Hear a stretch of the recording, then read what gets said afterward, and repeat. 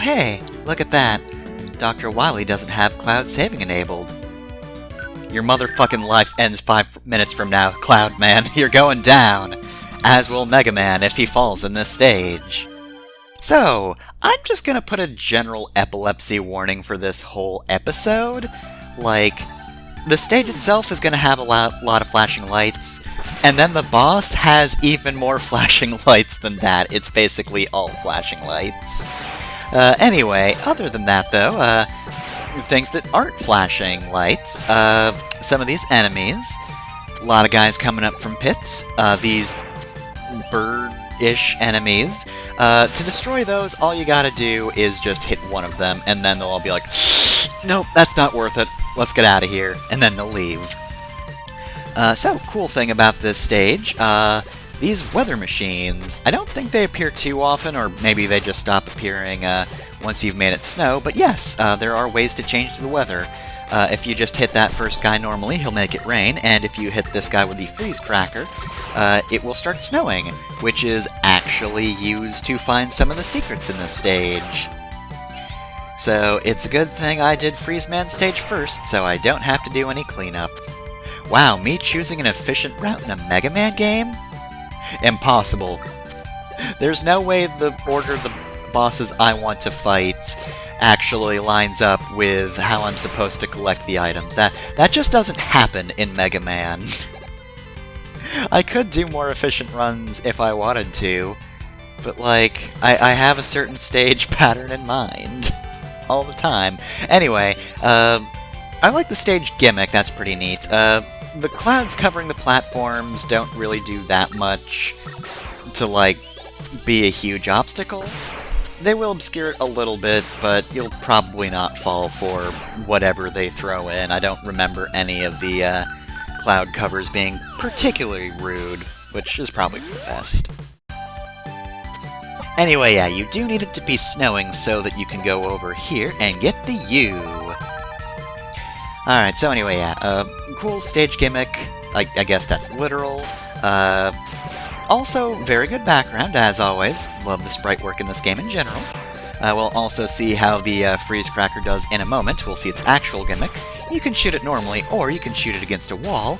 And it is actually very good for Sniper Joes, because you can just hit a back wall, and then it'll just break into smaller projectiles, and will actually hit the Sniper Joe behind its shield, which is always good. There's a minor item right here, though it might not look it.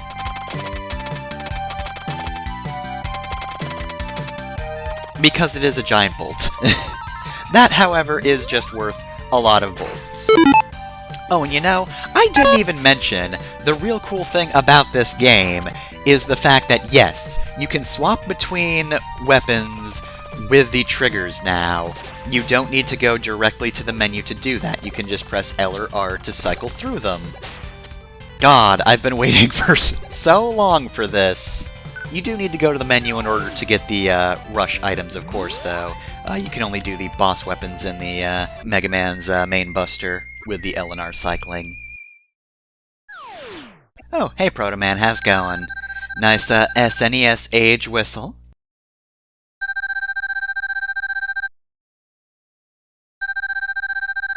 Our weapons can be used to discover hidden areas. Alright, try using the flame weapon in the woods. Alright, so, that's Proto Man encouraging us to do arson. Cool. Thanks, bro. Real helpful. I don't even have the flame wheel, but I'll be looking out for it so I can just destroy the rainforest. I mean, apparently, this is the peaceful future where NFTs didn't destroy the world, so Mega Man's gotta do it himself.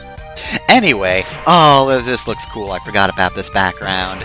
Less going on in general, but I do love the moving clouds. We also have these enemies trying to either suck us in or blow us off the platform. Either way, messing up will usually prove to be fatal, so don't. If you have to, wait until they've stopped using their fan to actually fire, if you don't feel safe platforming. Oh, and I never mentioned the music. It's not a bad song. It's got the Mega Man 7 instrumentation, and it is otherwise pretty solid. Not my favorites, but it's good. Anyway, here's Cloud Man. Like I said, absolute nightmare of flashing lights. However, he's very predictable.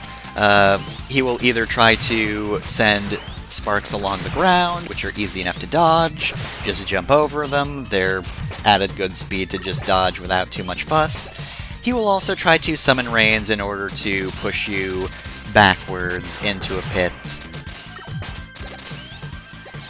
Or I guess just to the left at this point, because I'm farther away from the pit. At this point, I'm more in danger of touching Cloudman himself, which would hurt but wouldn't kill me. Either way, Cloudman's very easy. He is very predictable, easily dodgeable. Honestly, not the easiest stage to do first, but if you want an easy first boss, then Cloudman is a good choice. He is by far the easiest boss we've fought, and less intense than Burstman to boot. And I mean, just way easier than Freezeman, of course, but that should go without saying.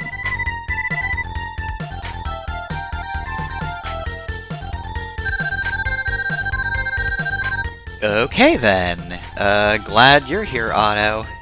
I have no regrets about applying this patch.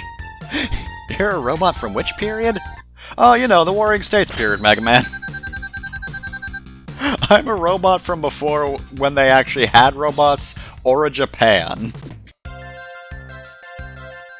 So anyway, that's the end of Cloudman, but before we leave off this video and pick up next time to fight Sephiroth Man, we actually have something to show off. If you press select on the menu, this will come down from the heavens. This is the shop of the game. Mega Man shall be absorbed into it and become one with it in order to make purchases. So yeah, I got a pretty good amount of bolts. And here Otto will give us items in exchange for bolts. It's not really a payment so much as he needs scrap to work with in order to actually make stuff. But he also needs us to find his Hyperbolt because his brain has enough trouble as it is, it doesn't need a giant bolt missing from it. So that's not something we can do until the second half of the game. For the time being, let's just go over what we have in the shop normally. We've got an extra life, we've got an E-can, which will recharge our energy. W-can is the same but for weapons, very helpful. If you did find this in a stage, you could buy it here, but it's pricey, so don't. And then this is Beat's whistle. Unfortunately, Beat isn't as broken as he was in the originals, or 4 and 5 at least.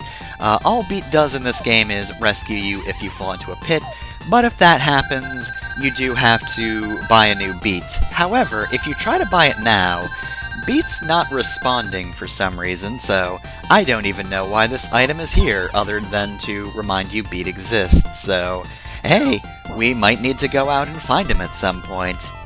But again, that's something we'll need to worry about later. For the time being, that's about all I need from Otto, so yeah, that's it for the episode. See you next time.